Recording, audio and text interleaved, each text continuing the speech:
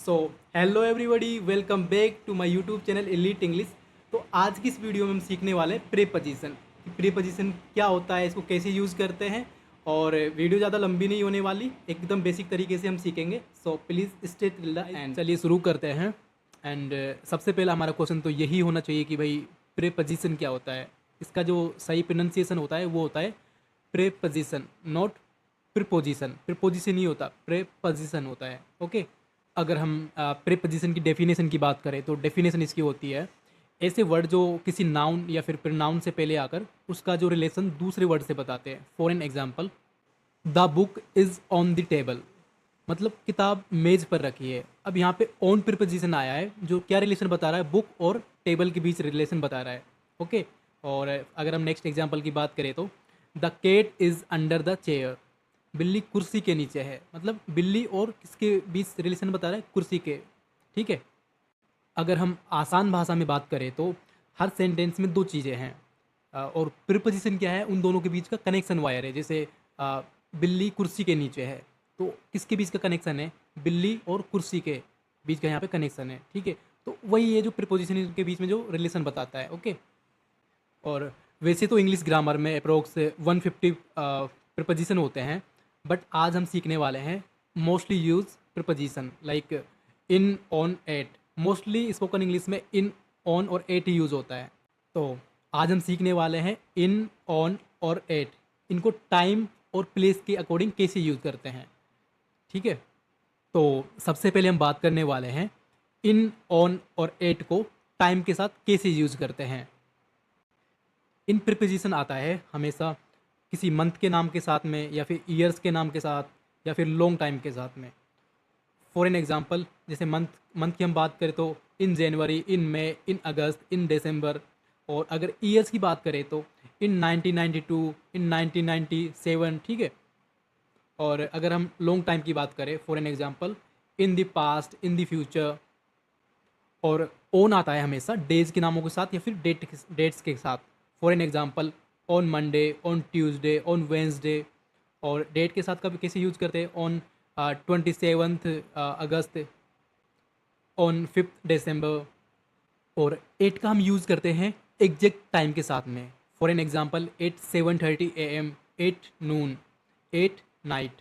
Night और नून के साथ हमेशा एट प्रीपोजिशन आता है। अगर हम इन, एट और ऑन के एग्जांपल्स की बात करें टाइम के साथ कैसे यूज़ करते हैं, तो for an example, I was born in 2005। और दूसरा एग्जांपल है हमारा, I will meet you on Sunday. Sunday क्या है, डेज का नाम है, तो इनके साथ हमेशा ऑन प्रीपोजिशन आएगा। और नेक्स्ट एग्जांपल है हमारा, the class starts at 10 AM।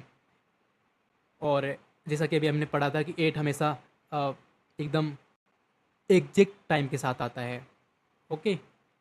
अब हम बात करेंगे प्लेसेस के साथ इन, ऑन और एट प्रीपोजिशंस का कैसे यूज़ करते हैं। इन आता है हमेशा सिटी के नेम के साथ में, कंट्री के नेम के साथ में, या फिर स्टेट के नेम के साथ में। रूम, रूम मतलब। अब हम बात करेंगे preposition in, on and at को प्लेसेस के नाम के साथ में कैसे यूज़ करते हैं। सबसे पहले बात करने वाले इन के ऊपर। इनको हम यूज़ करते हैं कोई सिटी के नाम के साथ में, कंट्री के नाम के साथ में, स्टेट के नाम के साथ में, या फिर कोई रूम, इनसाइड भी कोई भी प्लेस हो उसके साथ हमेशा इन प्रीपोजिशन आता है। For an example, in India, in Delhi, in A room. मतलब इनके, इंडिया क्या हो गया, एक कंट्री हो गया। दिल्ली क्या हो गया, एक सिटी हो गया। वैसे ही इन ए रूम, रूम क्या हो गया, एक इनसाइड प्लेस हो गया। तो इनके साथ हमेशा क्या आएगा, इन प्रीपोजिशन आएगा। नेक्स्ट है हमारा ऑन प्रीपोजिशन। ऑन प्रीपोजिशन हमेशा कोई चीज़ जब सरफेस के ऊपर रखी होती है उसके साथ यूज करते हैं। For an example, on table, on wall, on the floor. Next है हमारा एट प्रीपोजिशन। ये अब हमेशा आता है एग्जैक्ट प्लेस के नाम के साथ में, या फिर पॉइंट हो, एग्जैक्ट पॉइंट हो, या फिर कोई बिल्डिंग हो उसके नाम के साथ में। For an example, at the school, at home, at the station.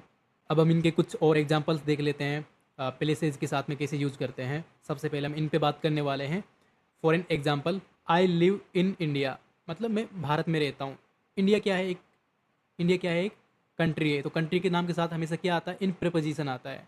और दूसरे एग्जांपल की बात करें तो सी इज़ इन द रूम, मतलब वो अपने कमरे में है।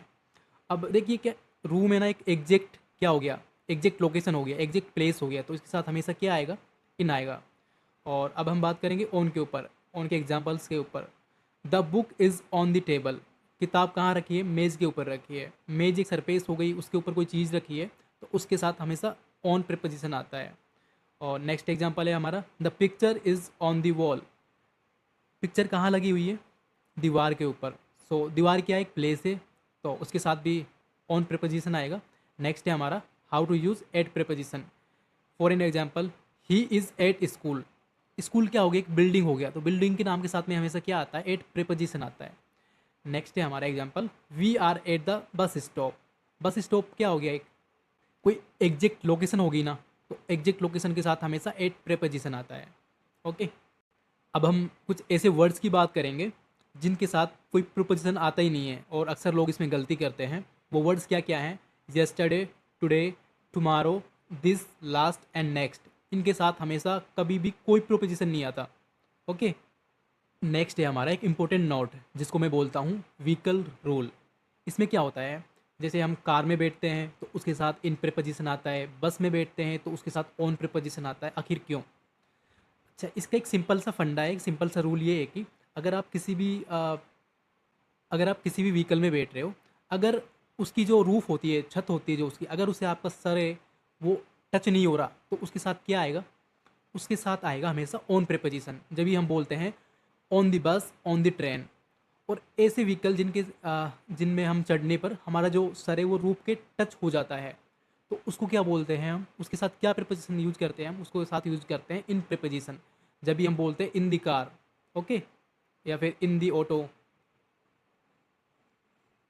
और इसके बाद एक और हमारा सबसे इम्पोर्टेंट नोट है, चेयर रूल। चेयर रूल क्या होता है, कुछ कभी कभी हम चेयर के साथ इनका यूज़ करते हैं और कभी कभी आपने देखा होगा कि ऑन का यूज़ भी करते हैं।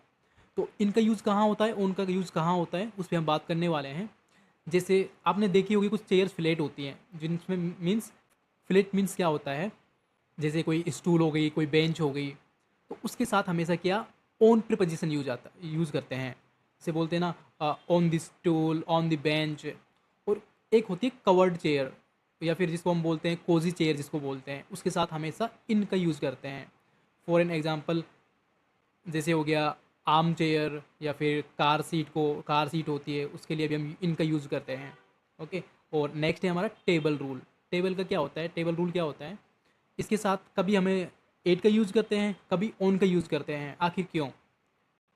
जैसे डाइनिंग टेबल हो गया, अगर उसके ऊपर आप कोई एक्टिविटी करते हो, जैसे लाइक आप बैठे हो या फिर कुछ खाना खा रहे हो, ठीक है, तो तब हम यूज़ करेंगे at preposition.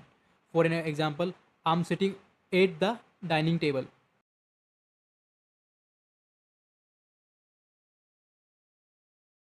So thank you guys for watching this video till end. Please follow, comment and subscribe my YouTube channel. Such